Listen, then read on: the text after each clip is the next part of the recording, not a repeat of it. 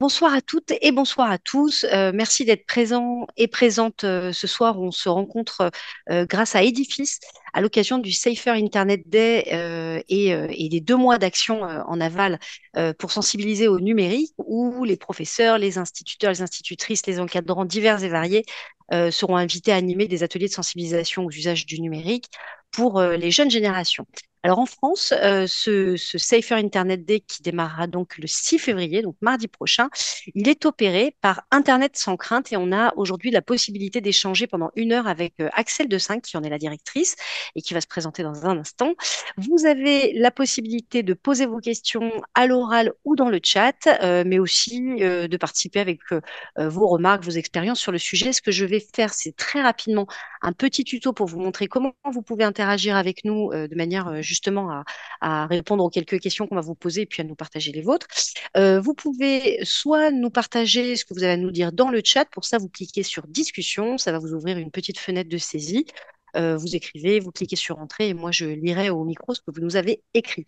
Vous avez aussi la possibilité de prendre la parole, donc, on échangera sur ce point-là les questions-réponses en toute dernière partie de cette masterclass. Pour ça, vous cliquez sur réaction.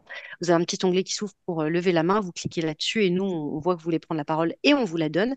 Et très important, oui, pardon, si vous prenez la parole, n'oubliez pas de réactiver le son du micro dans le petit onglet que je vous présente là. Et quand vous avez fini, vous pouvez le désactiver au même endroit. Et très important, il faut absolument du coup que vous vous nommiez de telle façon que vous puissiez vous reconnaître. Si jamais le nom en fait de votre compte Zoom, c'est une série alphanumérique, du coup mettez peut-être votre nom ou un nom ou votre prénom. Vous cliquez sur participants, ça va vous ouvrir une liste avec toutes les personnes qui participent. Vous trouvez votre nom dans la liste, vous cliquez sur les 3 petits points et à partir de là, vous pouvez vous renommer. Voilà, donc encore merci à toutes et à tous d'être présents ce soir. On est là pour 1 heure ensemble. On va d'abord partager un état des lieux un peu rapide des difficultés que vous pouvez rencontrer dans votre rôle, dans votre poste, justement, sur le sujet de l'accompagnement des jeunes aux usages du numérique. On évoquera ensuite quelques-uns des grands enjeux à garder en tête lors des actions, des ateliers et de tous les dispositifs que vous pourrez mener avec vos élèves ou vos groupes de jeunes en général. Et pour finir, Axel vous présentera les outils justement qu'Internet sans crainte vous propose, qui sont des outils clés en main et qui vont grandement faciliter pour chacun et chacune d'entre vous la mise en place de ces animations autour du numérique. Bonsoir Axel, Bonsoir, merci de bienvenue. m'accueillir. Merci d'être avec nous. Est-ce que tu peux d'abord nous présenter le Safer Internet Day et présenter ton propre rôle au sein de cet événement et nous parler d'Internet sans crainte, s'il te plaît? Tout à fait. Bonsoir à tous, merci d'être là.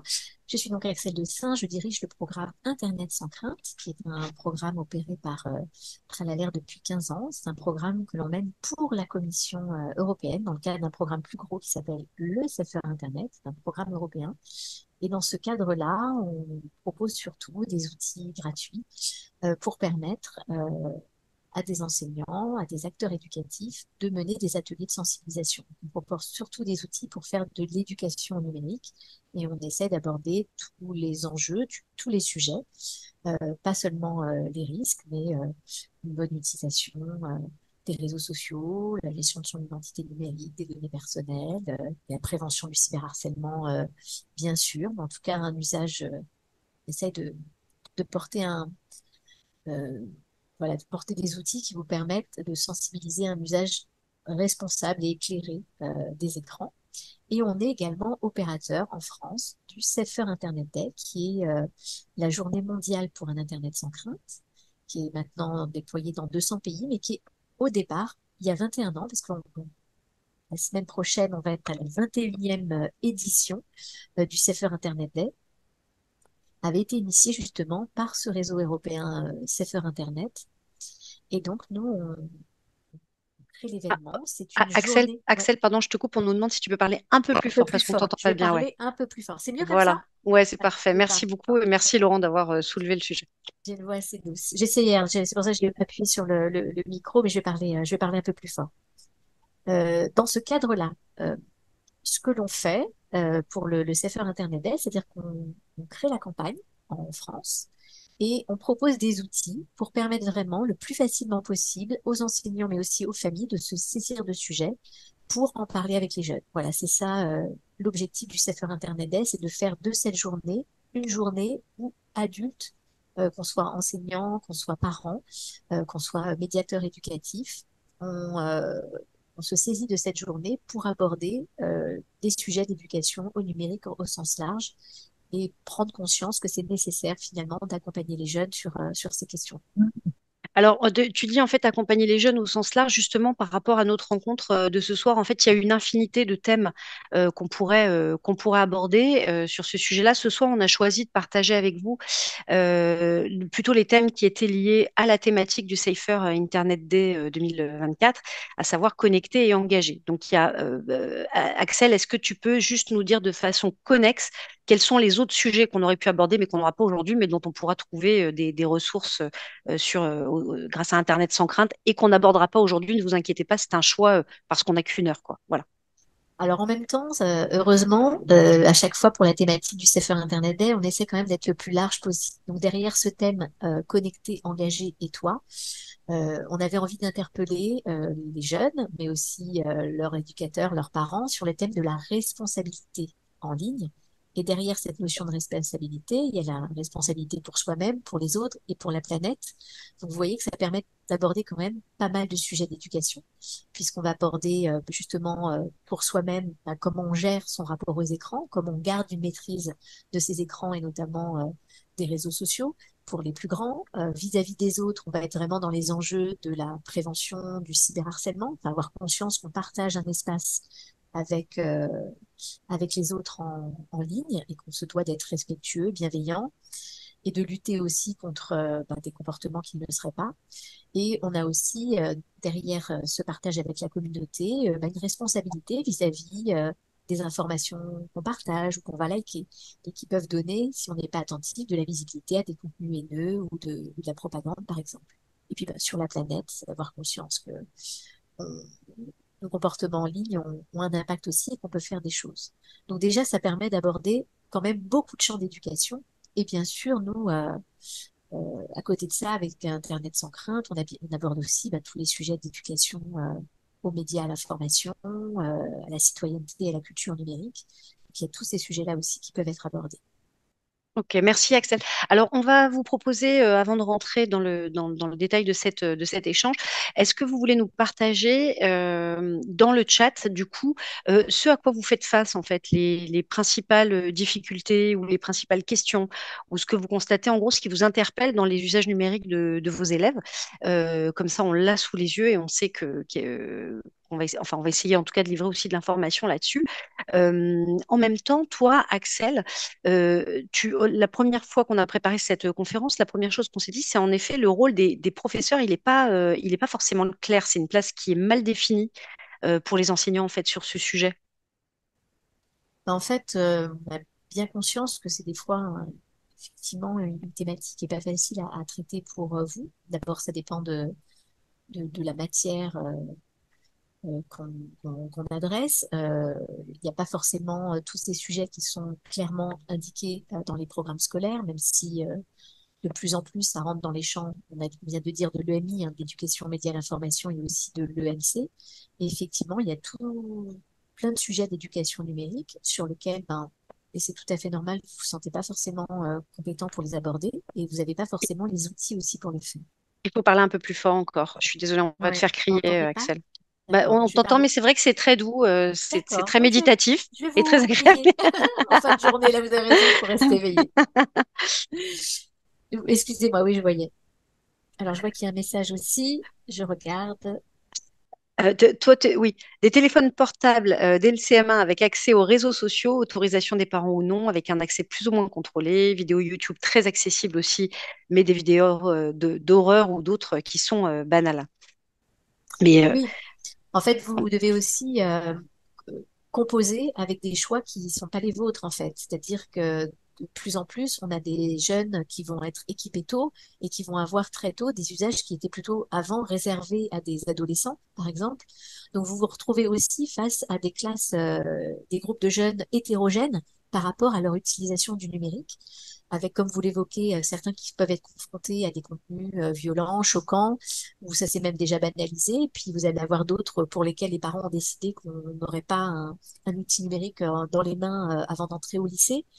Donc c'est sûr que c'est pas évident de se positionner par rapport à l'accompagnement au numérique quand on a aussi un public qui est hyper hétérogène dans ses usages et où c'est bien normal, on maîtrise pas aussi forcément tous les contenus et tous les usages des jeunes. Je pense notamment à tous les réseaux sociaux qu'ils peuvent utiliser.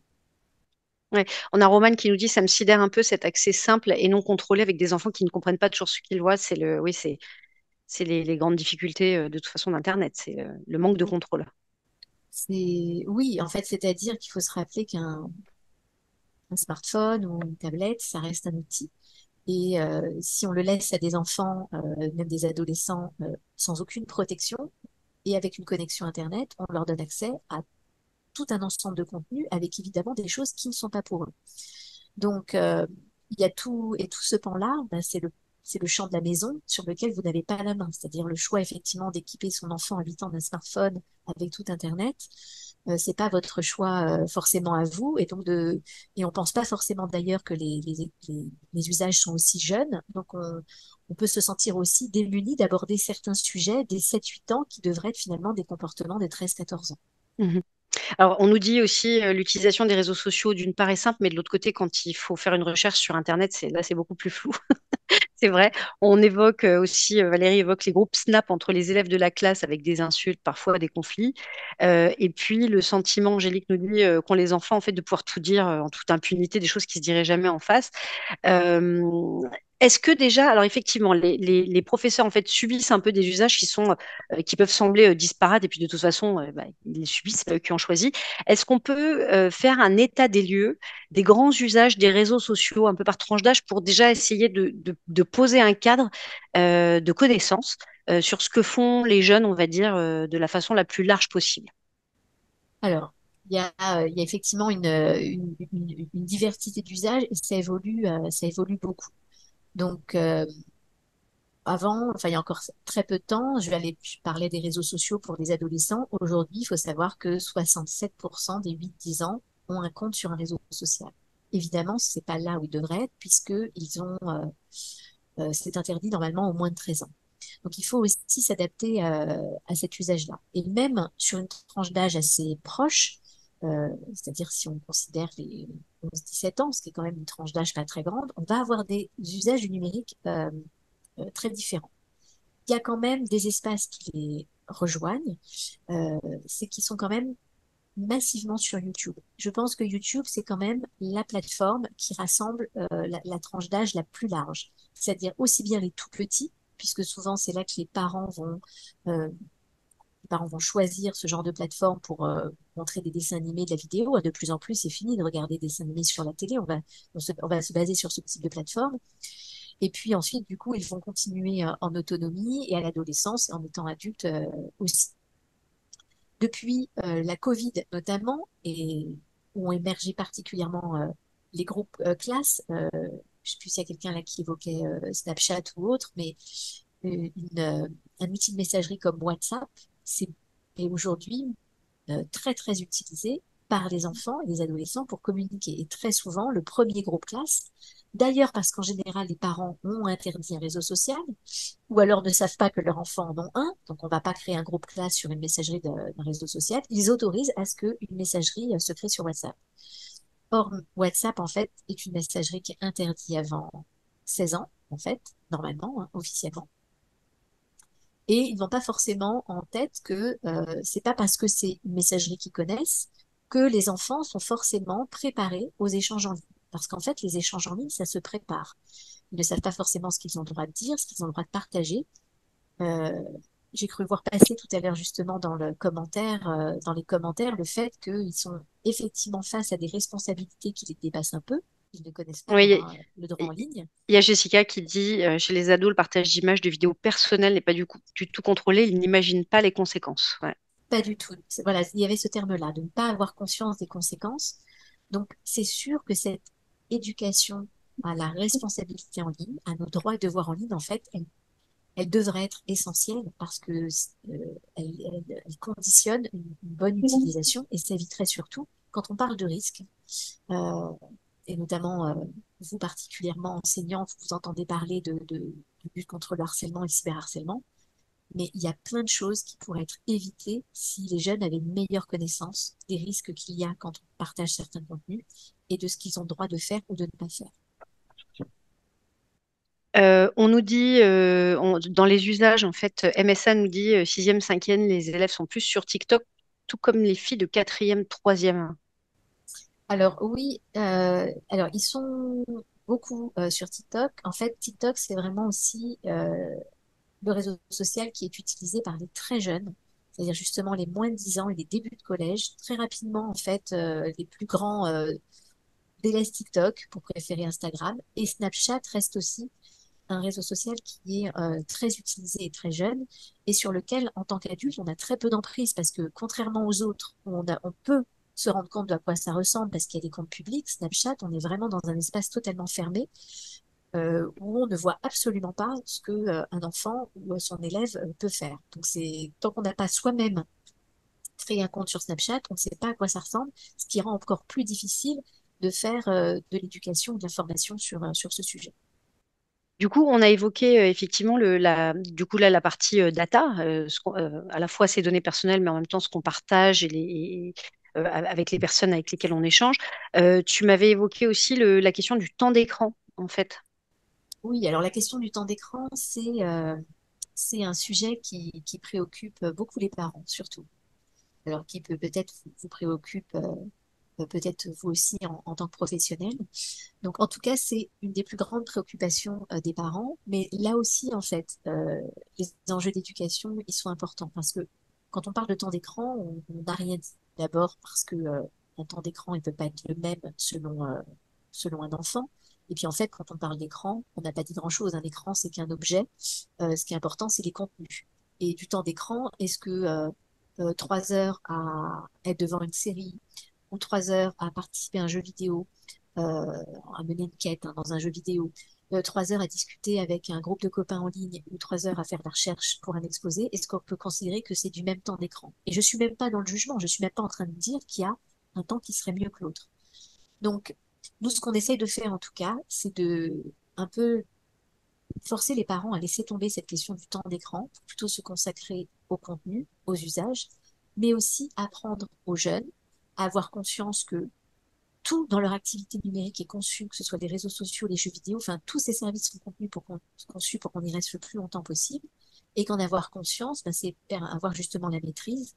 Et l'objectif, c'est plutôt de bien vivre avec le numérique, que ça prenne une place équilibrée par rapport au reste des activités. C'est surtout ça l'enjeu, que ça puisse pas nuire à quoi que ce soit d'autre dans la vie du jeune en particulier, notamment. Quand on dit nuire à quoi que ce soit d'autre, ça va être ben, nuire à son travail scolaire parce qu'il passe tellement de temps sur les écrans qu'il n'y a plus de temps pour les voir, ou parce que comme le téléphone est là et qu'il y a des notifications tout le temps, ben, c'est difficile de rester concentré sur sa leçon si on est tout le temps dérangé.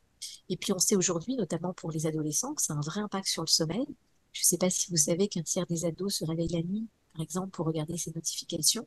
Quand on sait ça, on imagine bien voilà, l'impact que ça peut avoir sur la qualité du sommeil. Et on sait qu'un mauvais sommeil, ben, c'est moins d'attention, moins de concentration, ça a des impacts sur notre santé d'une manière générale. Donc David nous l'enjeu, c'est dit, plutôt oh, pardon, l'équilibre. Ouais. Non, non, excuse-moi, non, excuse-moi. excuse-moi, je t'ai coupé. David nous dit, je suis prof en lycée, j'enseigne la SNT, sciences numériques et techno, et je trouve très important que nos élèves aient une approche critique de l'utilisation d'Internet et de leur téléphone. Ça peut être justement un des grands enjeux. Donc, on a évoqué la data, le temps d'écran, en fait, une pensée consciente dans l'utilisation. Est-ce que ça fait partie des enjeux à toujours avoir en tête, même quand on est prof, à partager avec les jeunes? Bah, pour moi, c'est finalement la clé de l'éducation numérique. C'est comprendre les usages, comprendre les services qu'on utilise pour être ensuite autonome. En fait, c'est ça qu'on vise pour nos enfants, c'est d'être autonome avec le numérique et de pouvoir évoluer dans un espace qui est connu et dont on sait euh, faire face aux éventuels problèmes. Donc ça passe évidemment, moi j'aime bien ce qu'évoquait, j'ai pas retenu le prénom, pardon, cet enseignant de David. lycée, David, voilà. Je suis d'accord avec vous, David. En fait, d'avoir déjà conscience de ce qu'on appelle cette économie de l'attention, cette économie du numérique, C'est clé. Alors, on va pas l'aborder sous ces termes-là avec des enfants, mais on va pouvoir l'aborder avec des plus grands. Mais avec les enfants, on va leur dire peut-être que, tu sais, tu t'es un peu capté par les écrans, mais c'est pas complètement de ta faute, en fait, parce que tout est fait pour que ce soit le cas. Le scroll infini, les notifications, enfin, il y a plein de mécaniques qui sont utilisées. Donc, déjà, avoir conscience de ça, c'est un premier niveau d'éducation. Le second, c'est de se dire que, effectivement, à partir du moment où on commence à interagir en ligne, et quand on est créateur de contenu, parce qu'on devient créateur de contenu quand on crée son compte sur un réseau social, et finalement, mais même sans publier quoi que ce soit, dès qu'on like quelque chose, dès qu'on partage, dès qu'on commente, dès qu'on écrit, ça engage notre responsabilité. Et c'est une responsabilité énorme pour un enfant ou un adolescent. Donc, connaître le droit à l'image, connaître le droit lié à la vie privée. Qu'est-ce que j'ai le droit de partager de quelqu'un? De savoir qu'il y a des choses aussi qui sont interdites. Il y a des limites à la liberté d'expression. C'est valable aussi sur Internet. Il y a des comportements qui sont des délits.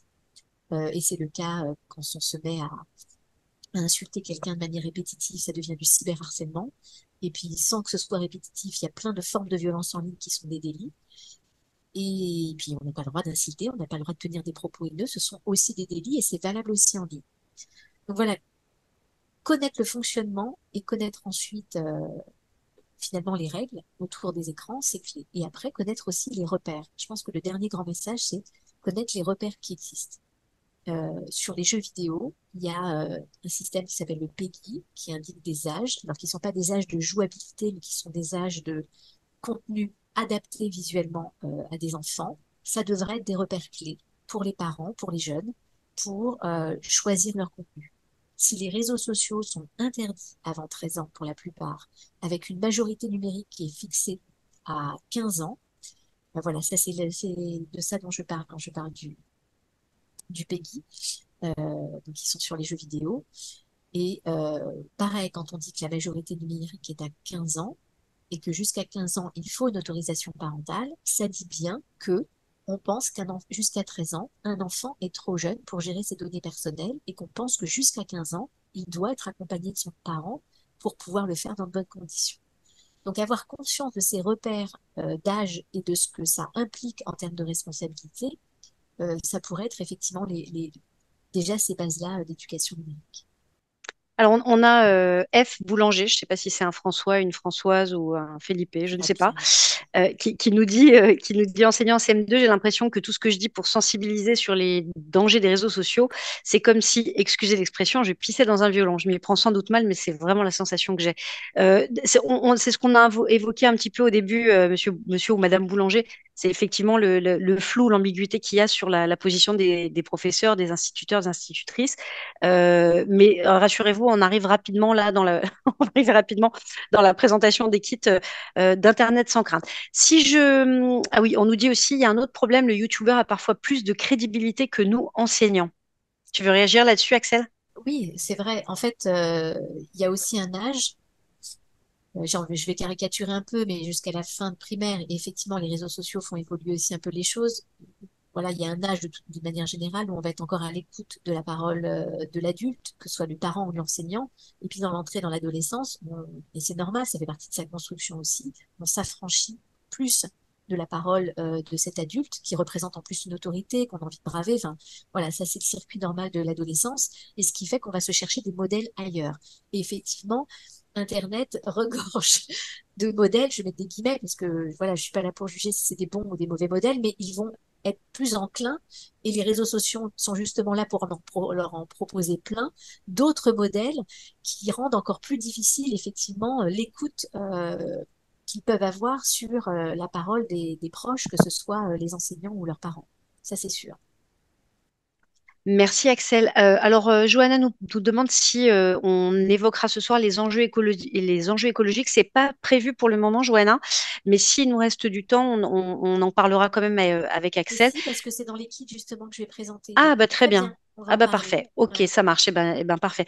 Donc si je résume déjà ce qu'on vient de se dire là, on garde dans les grands enjeux qu'on peut garder en tête quand on évoque tout ça avec ses élèves, c'est les données, le temps d'écran, le fait de conscientiser l'utilisation, le fait d'avoir quelque chose autour du rappel à la loi, du cadre, le droit à l'image, le droit à la vie privée des autres, les choses interdites, effectivement, les limites de la liberté d'expression, et puis ensuite rappeler les repères, et notamment avec les PEGI. C'est l'acronyme de quoi, PEGI, d'ailleurs? J'ai un trou. Ça y T'as un est, je trou? sèche. Oui, oui, Ah c'est bah oui, un. c'est l'effet des mots. Non, mais en fait, je C'est l'ai à pas peu près, mais mon anglais est tellement catastrophique. Mais en fait, ce qu'il faut savoir, c'est que c'est.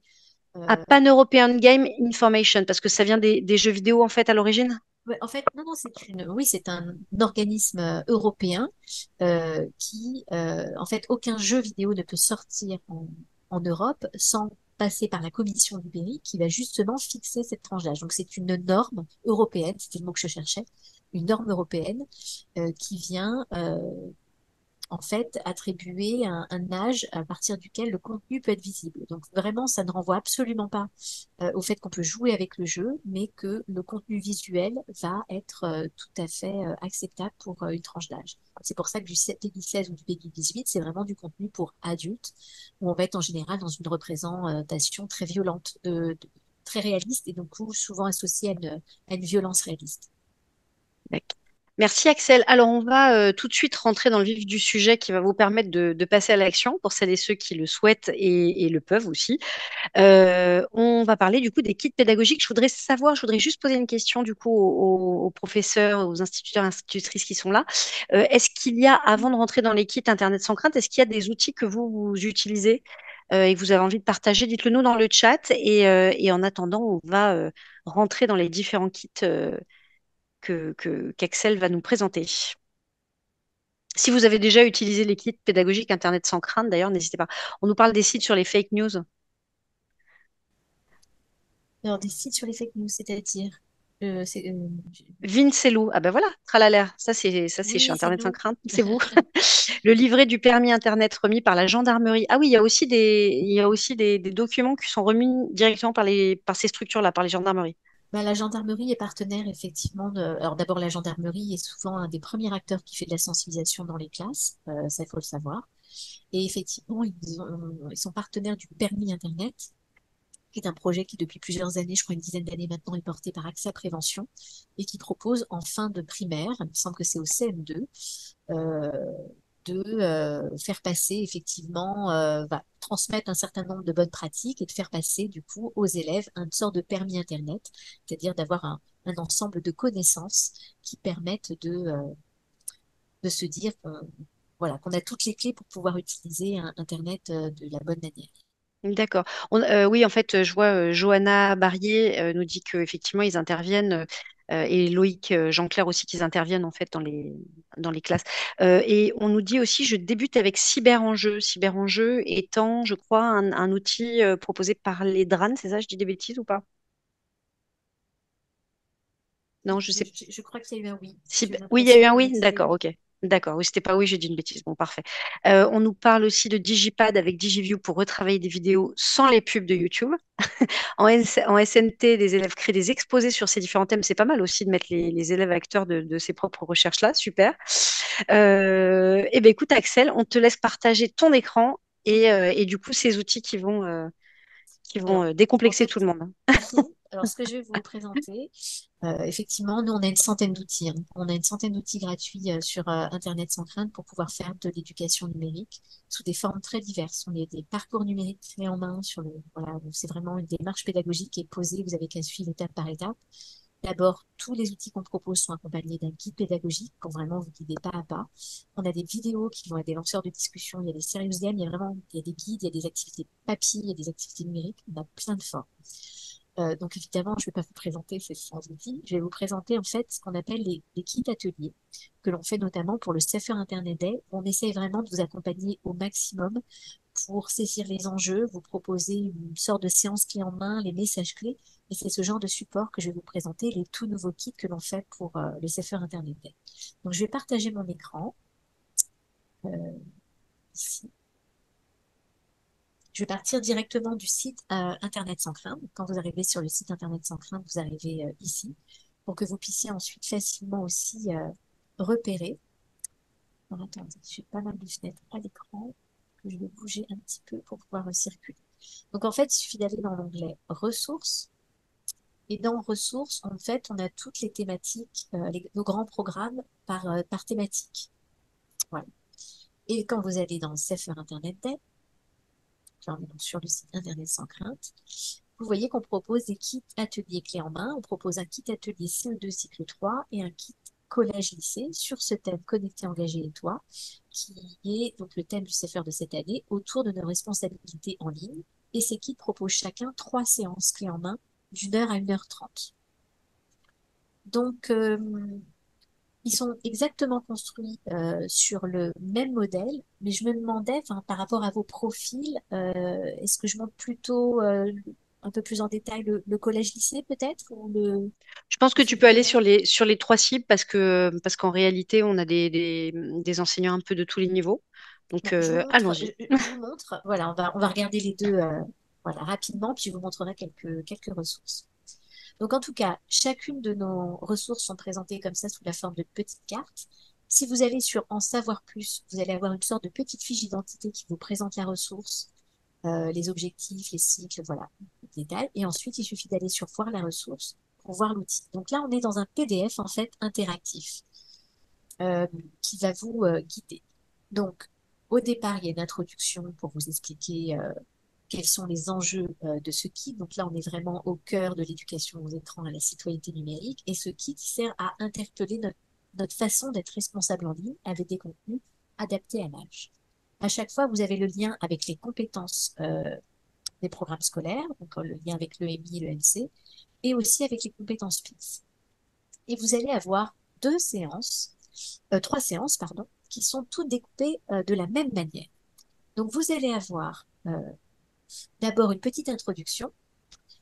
Alors, je vais vous expliquer pourquoi ces thèmes-là. En fait, je vous ai dit, on allait aborder la notion de responsabilité pour soi, pour les autres et pour la planète. Et pour le formuler, on a décidé de porter 3 grands messages qu'on trouvait intéressants pour que ça parle aux jeunes qui s'en saisissent et aussi que ça permette d'aborder ces sujets-là sur un angle différent. On aurait pu appeler cette séance Je gère bien mes données personnelles, ou j'ai un bon rapport aux écrans, ou je maîtrise mes réseaux sociaux. Mais derrière ce terme, je dompte les algorithmes, on avait envie de dire, on a la main en fait. On a la main pour pouvoir justement garder la maîtrise de sa vie en ligne et ça passe par, on disait, une bonne connaissance des services qu'on utilise, une bonne gestion de ses données personnelles et pour les plus jeunes, d'avoir conscience aussi qu'on regarde des contenus qui sont adaptés à son âge. Donc pour ça, on va avoir une séance en 2 étapes. Donc dans chaque séance, en fait, on va être sur 2 étapes. En général, une étape assez courte, une vidéo qui va être un lanceur de discussion. Et ensuite, on a un parcours numérique clé en main. Je vous propose de vous montrer un petit peu le type de ressources que c'est. Évidemment, on ne va pas regarder toutes les ressources de cette équipe parce que sinon, 19h, 20h, on est encore là. Je vous laisserai explorer ça, mais ça vous permet de comprendre comment ça fonctionne. Donc, vous voyez en étape 1, chez le support, il me suffit de cliquer dessus pour y accéder. Je vois que c'est une activité qui dure une quinzaine de minutes. En dessous, j'ai les objectifs pédagogiques et j'ai déjà des exemples de questions. Alors, il y a une fiche associée. Mais si je ne veux pas prendre le temps de rentrer dans une fiche pédagogique, j'ai déjà là des petites questions pour s'en servir comme lanceur de discussion avec les jeunes. Donc, je voyais tout à l'heure dans le chat que certains connaissaient la série Vincenzo, qu'on a mis depuis longtemps, mais cette série, on l'a redesignée, retravaillée, avec une nouvelle série maintenant où Vincenzo, enfin surtout Vince est devenu, enfin voudrait devenir influenceur, et fait des petites vidéos pour expliquer à d'autres jeunes, pour répondre aux questions que les enfants se posent sur leur vie numérique. Donc, et on l'a travaillé d'ailleurs avec des panels d'enfants. Donc, on a là, par exemple, cette vidéo qui s'appelle Pourquoi on est accro à Internet et qui explique justement l'économie de l'attention aux enfants. Je ne sais pas si j'ai partagé le son. Vous entendez le son? Non, on n'a pas le son là. Je me demandais si c'était. Non, juste j'arrête le partage et le relance. C'est que j'ai oublié au moment du Ouais. partage d'écran de cliquer sur partager l'audio. Je recommence. Salut les Vinsos. Eh ça, c'est moi la semaine dernière. Ouais, c'est Lou qui a pris les photos. Et ça, c'est un selfie au réveil. Wow, t'as vu la tête? Surtout les yeux, un zombie. Je me suis fait peur. Je vais vraiment finir par me transformer, hein.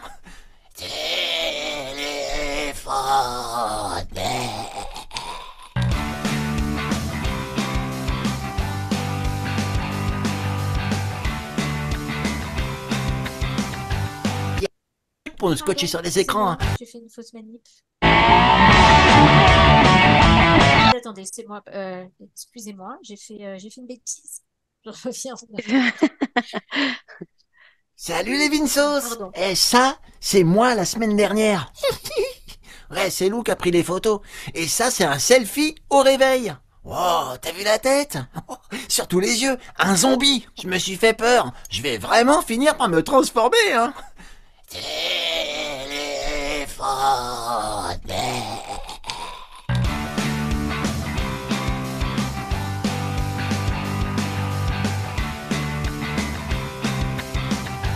Il y a 4 ados sur 10 qui trouvent qu'ils passent trop de temps sur les écrans.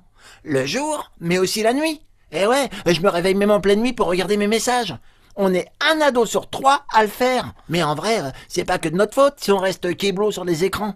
T'es pas obligé d'allumer ton téléphone non plus, hein? Bah ouais, je sais bien. Mais une fois qu'on est dessus, tout est fait pour qu'on reste accroché. D'abord, il y a le scroll infini. Des trucs à voir qui s'arrêtent jamais.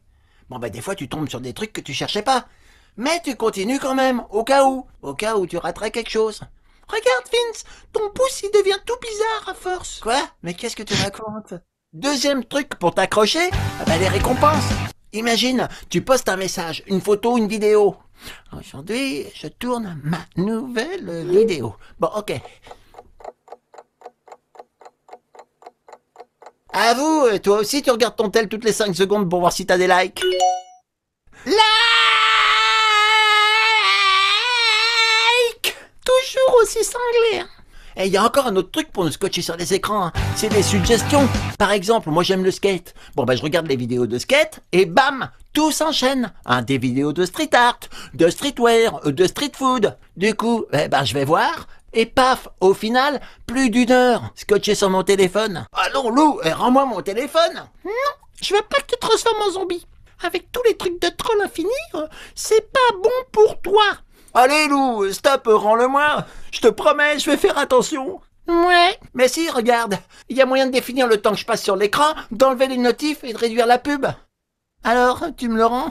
Ouais, d'accord. Bon, voilà, vous avez déjà passé trop de temps sur cette vidéo, alors à bientôt. Et n'oublie pas de liker cette vidéo et d'en parler. Voilà, c'était vraiment pour vous montrer un exemple. Mais là, c'est vraiment un support pour pouvoir dire, ben, regardez, euh, c'est pas complètement de votre faute. Voilà comment ça fonctionne, voilà comment tout est fait. Mais il y a aussi des petites astuces pour pouvoir agir. Donc, ça peut être déjà vraiment un bon lanceur de discussion pour savoir s'ils ont conscience de ça et qu'est-ce qu'ils font eux-mêmes pour pouvoir justement gérer leur rapport aux écrans. Euh, si je reviens sur ma petite fiche. Donc, on a voilà, une séance comme ça, début de séance autour d'une vidéo, et je vais vous montrer un exemple de parcours. Et ceux pour les ados sont structurés exactement de la même manière. Vous avez ensuite, on propose d'aller sur un parcours numérique qui s'appelle Ma vie connectée et moi, et qui va vraiment permettre d'aborder, d'initier avec des enfants la notion de construction de son identité numérique. C'est quoi des données personnelles? Comment on gère cette identité numérique, pseudo ou pas, avatar, etc. Donc, les parcours Ma vie numérique fonctionnent de cette manière. En fait, il y a assez peu de choses à l'écran, mais il suffit de vous laisser guider. On est en fait sur des parcours en 4 étapes, avec une première étape qui est de l'observation et qui est un lanceur de discussion. Voilà, une image, et qu'est-ce que ça vous évoque? Alors évidemment, dans la fiche pédagogique, il y a plein de questions qui sont posées, mais en gros, là, on voit voilà, un garçon qui se regarde dans la glace avec les chiffres binaires dessus. Donc, finalement, c'est une image numérique de lui. Et c'est l'occasion de questionner, voilà, est-ce qu'on est la même personne en ligne ou pas? Est-ce qu'on est différent? Qu'est-ce qui est pareil? Qu'est-ce qui est différent? Est-ce que même si on est derrière un pseudo ou un avatar, si on fait des bêtises, est-ce que c'est bien nous? Voilà, ça permet vraiment de pouvoir lancer ce sujet sur cette notion de ce qu'est l'identité numérique. Ensuite, on a une phase de questions qui va permettre vraiment de prendre une photographie du groupe et de pouvoir réagir vraiment sur leur usage à eux. Donc là, le principe, imaginez, vous êtes dans un groupe de 25, vous rentrez votre groupe d'élèves, et il y a 3 questions qui sont posées qui vont vraiment permettre de d'interroger leurs usages et de montrer qu'on s'intéresse à eux, à ce qu'ils font, et de pouvoir réagir. Donc, par exemple, sur combien de sites avez-vous un compte? Là, on peut faire voter à main levée, et l'idée, c'est de faire glisser le curseur. Donc, imaginons, et si on veut être un peu réaliste, même si on est en primaire, il y en a 6 pendant 0, là, et puis plus le reste. Et on affiche les résultats. Et en fait, de manière dynamique, automatiquement, on va avoir déjà une photographie de la classe et ça va être l'occasion de réagir dessus. Ah, vous êtes déjà nombreux à avoir un compte. Alors, vous avez un compte sur quoi? Donc là, ils vont lever la main. Ah, moi, c'est sur TikTok, machin. OK, ben, ça va être l'occasion de commencer à leur dire, mais vous savez, euh, voilà, comment vous avez créé ce compte? Est-ce que votre parent était d'accord? Est-ce qu'il était avec vous? Est-ce que vous savez que c'est interdit avant 13 ans? Ça va être déjà, finalement, à partir de leur usage, l'occasion de transmettre, de réajuster un peu et de transmettre des informations qu'ils ne savent peut-être pas pour pouvoir bien, voilà, bien utiliser, et bien gérer leur identité numérique. Est-ce que l'enjeu des enjeux, justement, à ce titre, c'est pas de se dire que l'important, c'est d'ouvrir la parole sur des usages qui aujourd'hui se font en fait tellement naturellement, c'est-à-dire on glisse tellement naturellement dedans qu'on a l'impression qu'il n'y a pas de questions à se poser, il n'y a pas de discussion à avoir, il n'y a pas d'alerte à recueillir pour bien utiliser, qu'en fait, avec les petits, en tout cas, là, puisqu'on est sur de l'élémentaire, en fait, du cycle 1, est-ce que la question, c'est pas d'ouvrir, je dis cycle 1, pardon, c'est cycle 3, c'est Non, ça, c'est premier degré, tu peux le dire. premier degré, excuse-moi, je me perds dans les cycles, pardon. Est-ce que la question, l'enjeu des enjeux, c'est pas de leur dire, en fait, c'est un sujet sur lequel il faut qu'on ait une discussion. En fait, ça ne doit pas glisser naturellement vers un usage. Bah, c'est exactement ça, c'est-à-dire que c'est ce qu'on a évoqué tout à l'heure, il y a besoin de faire cette éducation et personne ne leur fait cette éducation. C'est-à-dire qu'ils vont sur les réseaux sociaux sans s'être posé la question, c'est quoi mes données Mm. personnelles, qu'est-ce que j'ai le droit de partager, enfin, c'est tout ce qu'on a évoqué en introduction. Ok, je vais m'inscrire. Est-ce que j'y vais avec ma vraie identité? Qu'est-ce que je risque? Est-ce que je mets une photo de moi? Laquelle? Et donc, pour Euh, les enseignants qui disent, par exemple, mais je sais même pas comment aborder le sujet, en fait, dans tous les cas, abordez-le. C'est ça, dans tous les cas, oui. ouvrez une discussion, quoi. Et là, l'idée, c'est de pouvoir vous proposer des supports faciles à prendre en main, qui ne Mm. nécessitent pas d'avoir des compétences numériques et en fait, qui vous Mm. proposent une démarche qui vont vous assurer de pouvoir aborder le sujet. Et en tout cas, de pouvoir les faire s'exprimer sur le sujet. Et nous, c'est des ressources qu'on utilise beaucoup. Ces D'accord. parcours, ils marchent très bien. Ils font énormément parler les élèves. Et déjà, ça va vous permettre, vous aussi, de peut-être avoir un aperçu des usages numériques de la classe, alors que, qui sont peut-être clés et sur lesquels vous allez peut-être pouvoir rebondir à plein niveau dans vos apprentissages, alors qu'il n'y aurait pas forcément d'espace pour avoir cette discussion avec eux. Donc, ça les fait Mm. parler énormément. Vous allez vous rendre compte que très jeunes, ils sont déjà nombreux à avoir un compte sur un réseau social, qu'être banni d'un réseau social sans recréer un autre, d'avoir plusieurs comptes, c'est déjà presque banalisé à 9-10 ans. Donc quand on sait aussi euh, euh, les usages, on trouve plus d'accroche ensuite quand vous allez aborder des sujets de MI, de MC, pour faire le lien aussi avec les usages réels. Parce qu'on va se dire, bon, de toute façon, je ne vais pas leur parler des réseaux sociaux, ils ont 8 ans, ils n'y sont pas. Et quand vous faites une séance comme ça, et que vous vous rendez compte que déjà les trois quarts de votre classe a un compte sur un réseau social, ben forcément, on n'aborde pas les choses exactement de la même manière et ça a des impacts aussi dans le reste des apprentissages. Donc là, je vous montre rapidement. Donc, je ne réponds pas aux autres questions, hein, donc c'est pour ça que la CS0. Il y a 3 questions. Donc, vous avez vu, il y a des questions des pages qui sont sur l'usage. Est-ce qu'ils ont l'idée de créer un pseudo de ça? Donc voilà, sur cette notion d'identité numérique, vraiment le message aussi, c'est de faire attention à ce qu'on communique sur sa véritable identité, sur des vraies photos, lesquelles. Donc c'est inciter aussi à utiliser ça. Et ensuite de tester leur connaissance du droit. Est-ce qu'ils savent ce qu'ils ont le droit de diffuser en ligne sur eux-mêmes et sur les autres? Et ça, en général, c'est un très bon indicateur pour vous rendre compte qu'ils ne savent pas grand-chose. Évidemment, dans la fiche pédagogique, vous avez quelques messages à leur transmettre, mais déjà, faire l'état des lieux, c'est intéressant. Ensuite, vous allez avoir une étape qui s'appelle On analyse, qui va être l'occasion de creuser le sujet. Donc là, on va s'appuyer soit sur une étude, ça va être un extrait, ça va être une campagne de sensibilisation, ça va être un article de presse. Voilà. Et là, c'est pour montrer finalement que plus on grandit, bah, moins on est vigilant avec la protection de son identité personnelle. C'est-à-dire qu'au départ, les plus jeunes, ils ont tendance à choisir un avatar, un pseudo. Et puis en fait, plus on vieillit, plus on est sur sa véritable identité. Et les risques, c'est que plus on se présente sur sa véritable identité, n'a plus un lien est fait, notamment dans les réseaux sociaux, dans les moteurs de recherche, entre son vrai nom, qui va nous suivre toute notre vie, et des images, des contenus qu'on n'a pas forcément envie qu'ils nous suivent toute notre vie. Donc, savoir aussi, voilà, protéger cette identité, c'est des enjeux d'éducation qui sont clés, et c'est l'occasion d'aborder ça. Et la dernière étape, parce que nous, on aime bien faire ça, c'est un espace où on va pouvoir formuler avec les élèves, ou en autonomie, ou en petit groupe, ses propres messages clés. En fait, on aime bien mettre les jeunes en position d'être acteurs de leur apprentissage, c'est-à-dire on les amène à se questionner sur ce qu'ils font et à eux-mêmes formuler ce qu'ils pensent être important à retenir. Donc là, il y a normalement plein de choses qui ont été dites pendant cette séance. Donc à la fin, ensemble, ou ça peut être voilà, par petits groupes, on formule, voilà, on utilise un pseudo et on va pouvoir écrire, voilà, pour protéger son identité numérique. Je fais un exemple, hein, c'est pour que vous voyez qu'on peut écrire. Et vous allez pouvoir ici télécharger à la fin ce qui aura été formulé et ça peut être transmis pour que ce soit collé dans un cahier ou retravaillé en dehors du numérique. Donc voilà un exemple en fait d'outils qui vont vous permettre vraiment de mener voilà une séance autour d'éducation numérique, là très centrée sur son rapport aux écrans et la gestion de son identité numérique. Mais, Axel, parce qu'il est déjà Oui, bientôt -10, si on pouvait voir aussi du coup les autres kits voilà, pour les donc je plus déroule âgés. ensuite pour vous montrer la structure.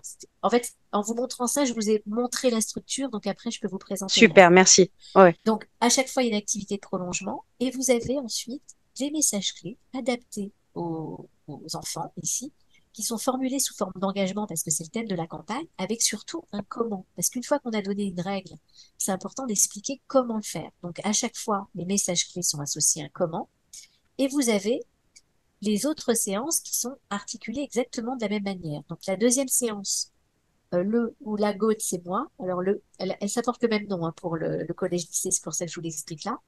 Derrière ce ou cette GOAT, c'est moi. Le GOAT, c'est un terme qu'ils utilisent beaucoup pour parler de leur influenceur, leur youtubeur préféré, c'est-à-dire c'est celui auquel on a envie de ressembler. C'est un exemple. Donc derrière ce GOAT, c'est moi, c'est une manière de dire, ben, on peut tous être un ambassadeur de notre communauté, en étant bienveillant, en étant respectueux, en faisant attention à ce qu'on dit, à ce qu'on partage. Donc, on est vraiment dans les messages de lutte contre le cyberharcèlement et les discours de haine. Donc là, on va voir une étape sur le respect de sa vie privée et une séance complète pour apprendre à repérer et agir face au cyberharcèlement. Et la dernière thématique, qui est ma responsabilité vis-à-vis de la planète, puisque c'était la question, c'est mon impact, je gère le message. Donc, j'ai conscience qu'effectivement, à travers les appareils que j'utilise et mes usages numériques, c'est un impact sur la planète. La même chose. On a une petite vidéo qui s'appelle Pourquoi le streaming ça pollue et on a une séance qui s'appelle Mon téléphone, la planète et moi, qui va nous expliquer effectivement ben, que le téléphone ça pollue mais qu'on a des moyens d'agir. Voilà. Et à la fin, vous avez des outils complémentaires. Et vous avez surtout une grande fiche qui reprend en fait les 9 messages clés de ces séances et qui permet d'avoir un peu 9 messages clés pour être responsable en ligne. Et vous allez voir que la séance pour le collège-lycée, elle est structurée de la même manière, évidemment avec un discours différent, des enjeux de sensibilisation différents et des ressources différentes. Mais on retrouve une même structure et articulée en 3 séances. Là, on va avoir une vidéo d'un autre type qui est vraiment adapté aux ados. Vous voyez, avec ce thème qui s'appelle Les réseaux sociaux connaissent-ils la couleur de mon slip. Derrière ça, on va voir justement comment fonctionnent les algorithmes des réseaux sociaux et tout ce qu'ils collectent comme données à notre insu. Donc vraiment, c'est pour avoir cette meilleure connaissance de cette économie du numérique. Et on a cette fois un parcours adapté au collège-lycée qui vont aborder la notion de notre rapport aux écrans. Donc, comment on peut prendre un peu de la distance avec les outils, comment on peut les amener de manière équilibrée dans nos usages. Et même chose, des messages clés qui vont être adaptés à cette tranche d'âge-là, avec des visuels adaptés. Sur le Go, c'est moi, je vais m'arrêter un peu sur un autre format, puisque pour prévenir le cyberharcèlement, on a un outil qui s'appelle Stop la violence, sur lequel ce sont des enquêtes interactives où les élèves vont justement ils sont dans un établissement scolaire, ils vont enquêter sur une situation il s'est passé quelque chose et ils vont découvrir en fait qu'un des élèves est victime de harcèlement et c'est l'occasion pour eux de travailler leur empathie et d'apprendre à reconnaître le harcèlement, le rôle que peut avoir chacun et comment agir. Donc on en vient d'en créer un tout nouveau justement sur les risques et le cyberharcèlement lié au partage non consenti de contenu intime, qu'on appelle aussi nudes, et qui est un enjeu assez important à cet âge-là. C'est juste pour vous montrer rapidement une autre forme de ressources, parce que vous avez vu une vidéo, vous avez vu un parcours. Donc là, on va être dans l'enquête, voilà, de Stop la violence, l'enquête d'Hugo. Il est bizarre. Mais pourquoi il a fait ça? Hugo, il est en seconde B et c'est un fantôme. On le voit plus beaucoup. C'est bien fait pour lui. Ah, c'est la honte. À la récré, il est pas avec ses potes. Il mange plus à la cantine. On sait pas où il va. Il refuse d'aller en cours de sport. Il était beaucoup sur les réseaux, mais il poste plus rien. Il est fou, quoi. Il croit qu'il est le centre du monde. Maintenant, il a supprimé son compte. Au lycée, les jours où il vient, il est bizarre. Pas comme avant. Donc voilà, on a un élève dont le comportement a changé et on va devoir enquêter pour comprendre ce qui s'est passé. Donc pour enquêter, on va être amené à interroger. Oh là là, regarde le nombre de personnes qui le suivent. Et il t'a répondu? Non, il fait trop la star, il répond plus. Voilà, on va aller interroger des élèves, on va aller collecter des indices et on va se rendre compte qu'au fur et à mesure, Au début, je pensais que c'était des disputes entre élèves, comme ça arrive souvent. Quand Hugo passait, les autres élèves faisaient des bruitages, ils chuchotaient et ricanaient. Mais j'ai remarqué aussi qu'Hugo avait changé dans sa tenue vestimentaire, son apparence. Il s'isolait des autres dans la cour, même à la cantine. Il a raté plusieurs cours et il oublie constamment ses affaires. Je l'ai convoqué pour comprendre ce qui se passe. J'ai mis un mot dans son carnet pour contacter ses parents. Si on n'a pas de réponse demain, je les appellerai. Un élève vient de me signaler que son casier était ouvert. Il faut qu'on aille vérifier. C'est le numéro 17. donc une fois qu'on a Donc eu cette l'idée, c'est info, à la fois en fait une enquête et en même temps on a un vrai partage de bonnes pratiques, de bons réflexes quand on constate quelque chose d'anormal, d'inhabituel, quoi. exactement. En fait, Ok. l'idée, c'est de se rendre compte que les situations de harcèlement, elles sont souvent complexes, elles sont Ah, on t'entend multifactorielles. plus parce que ouais, Ah, pardon, il y avait le son du jeu. Ouais. je coupe le son du jeu. Elles sont multifactorielles, donc déjà, ça permet de se rendre compte de ça. Ça permet d'interroger les différents protagonistes et de se rendre compte parfois qu'il y a des témoins qui participent au harcèlement sans forcément s'en rendre compte parce qu'ils n'agissent pas ou qui participent à propager une rumeur, par exemple. Ça montre que parfois les adultes repèrent des choses mais peuvent être un peu démunis. Voilà, ça permet de voir un peu le rôle de chacun et comment on peut agir. Voilà, c'est surtout pareil, un support pour pouvoir en discuter, pour tester l'empathie des élèves, pour voir s'ils ont des bons réflexes, s'ils sont capables de repérer des situations et surtout comment agir. Et on va pas faire l'enquête en entier, mais parce qu'une fois qu'on a collecté tous les indices, on va aller consulter notre carnet d'enquête, on va aller voir tout ce que ces indices nous ont apporté, on va nous proposer plusieurs scénarios possibles, et une fois qu'on a trouvé le bon scénario, on va entendre le témoignage de la victime qui va expliquer comment elle l'a vécu de son côté et on va pouvoir ensuite accéder à une sorte de questionnaire pour voir si, maintenant qu'on a appris ça, dans notre vie de tous les jours, on saurait comment agir face à une situation de harcèlement. Donc, ça peut être vraiment un bon support assez immersif, qui peut être fait d'ailleurs en autonomie, mais qui est vraiment pensé pour un usage collectif pour pouvoir aborder ces sujets. Super. J'ai vu que c'est donc là pour le ouais, collège et lycée, ça marche. Oui, on est Juste, vraiment sur collège-lycée. Voilà. ok. Et la dernière séance, mon impact que je gère, il y a aussi un Mhm. contenu adapté pour les collégiens lycées. Tu dirais que l'ESCAIBM là qu'on a eu avant, collège-lycée, dès la sixième ou en sixième, on est quand même plutôt sur de la fin d'élémentaire et plutôt utiliser les kits pédagogiques pour les petits. Alors, là, je vous ai montré une enquête qui met plutôt en scène un lycéen, mais sur Stop la violence, il y a d'autres enquêtes qui permettent d'aborder d'autres causes de harcèlement. Il y a une enquête autour de la discrimination, il y a une enquête autour du racket, et avec des âges différents. Euh, voilà, sur les D'accord. discriminations, c'est justement celle dont est victime un élève de sixième. Donc, on peut utiliser avec des élèves de sixième, c'est juste qu'on va aller chercher des enquêtes. Donc après, D'accord. ça dépend un peu du moment de l'année, de la maturité de sa classe.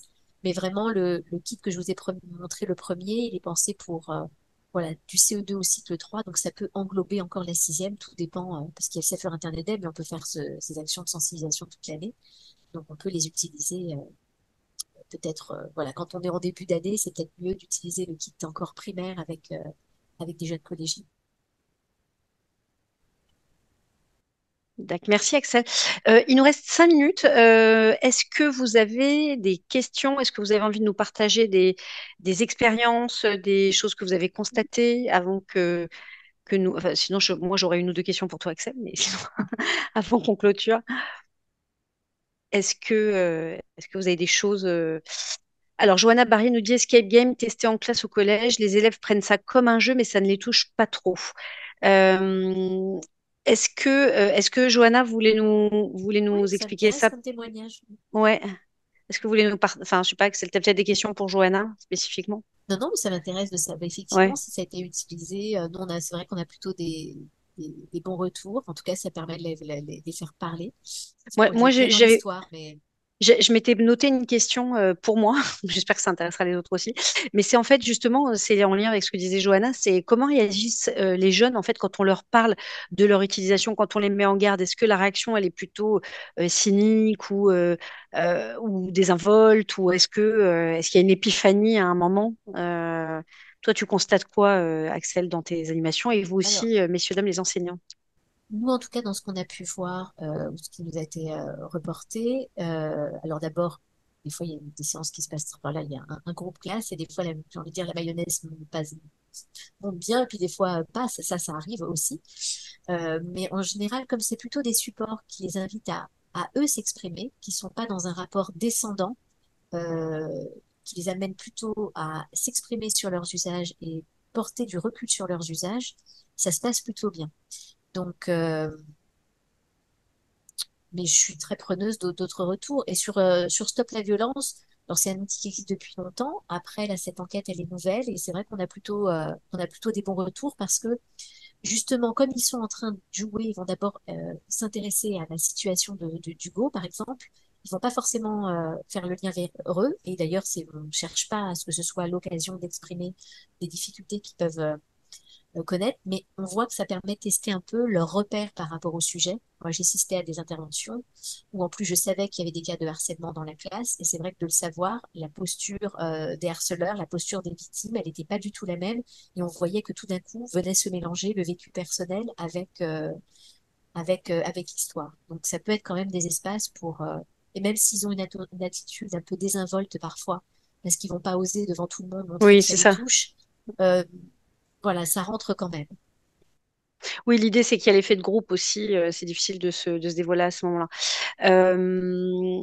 Est-ce que toi, Axel, tu as constaté, et vous aussi, encore une fois, toutes les personnes présentes, qu'il y a des conseils de pair à pair, c'est-à-dire qu'au moment de l'animation, on peut avoir justement des groupes de jeunes qui essayent d'éveiller un peu les autres en disant mais si, c'est important, etc. Et est-ce que c'est un truc sur lequel on peut s'appuyer en tant qu'enseignant, la dynamique du groupe, quand on a des leaders un peu positifs sur le sujet? Oui, moi, notamment les parcours Ma vie numérique, pour en avoir vu et testé, que ce soit en primaire et surtout sur les classes supérieures, en fait, on se rend compte que finalement, les jeunes entre eux ne parlent pas de leur usage numérique. C'est l'endroit où ils se retrouvent, mais ils ne parlent pas de ce qu'ils font. Et à chaque fois, il y avait effectivement soit un jeune qui se rendait compte que son usage était certainement pas adapté, peut-être trop, ou qu'il n'avait pas un rapport apaisé vis-à-vis des écrans. Et justement, il y a toute une forme de bienveillance qui se met en place avec les autres autour qui lui donnent des conseils, qui vont lui dire, bah tiens, moi j'ai fait ça. Ils vont se donner en fait leurs petits conseils et on se rend compte que finalement, c'est un sujet dont ils parlent assez peu entre eux et presque la séance autour de ces outils, elle est animée par eux-mêmes. C'est surtout la classe qui parle. Et vous pouvez juste revenir en rebond pour dire, tiens, bah, pourquoi tu as fait ça? Ou est-ce que tu sais de telle chose? Tiens, les réseaux sociaux, vous savez à partir de quel âge c'est? À votre avis, pourquoi? Vous allez être plus être des lanceurs de discussion, mais effectivement, c'est ensemble qui vont aussi pouvoir s'apporter des réponses. Ça marche. Merci beaucoup, Axel. Il est 18 heures.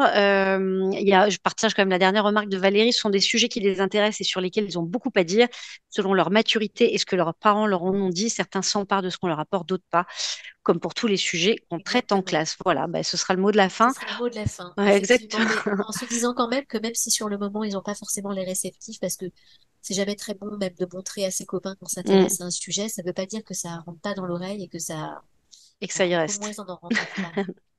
Ça marche. Merci beaucoup, Axel. Merci à vous toutes et tous qui étiez présents. On vous rappelle que le 9 février, de 14 heures à 15 heures et à nouveau avec Axel qui nous offre plein de temps de présence au milieu d'un mois Safer Internet Day qui est un marathon pour elle.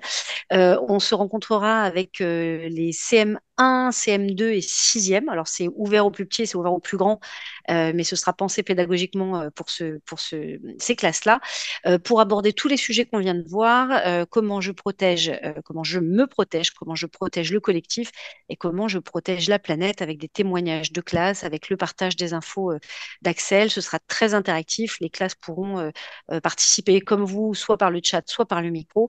Et on espère vous voir nombreux. Merci beaucoup. Voilà. Merci encore, Axel. Merci à Edifice.